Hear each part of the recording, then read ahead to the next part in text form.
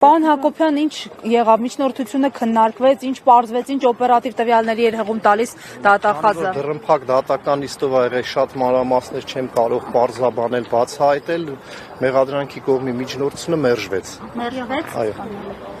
Այսինքն բացակայելու արգել խափանման միջոց չկիրառվեց, միայն գրավ խափանման միջոցն ա կիրառված։ Իսկ կիրառված է այս գործով։ Պարոն Հակոբյան, մի ճշգրտում, երկուսի նիստով էլ է դարձյալ այս նույն համատեքստը քննվելու, էլի,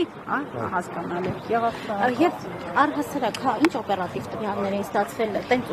կար ինչ-որ փաստական հանգամանք, որ ումից էին էլի ստացել։ Ես ստացել ասեմ, եթե չնչին հիմնավորված բան լիներ, դատարանը կբավարարեր միջնորդությունը։ Կարծում եք, որ սա ուղղակի հաշվի առնելով, որ խափանման միջոց չկա Սերժ Սարգսյանի նկատմամբ փորձել են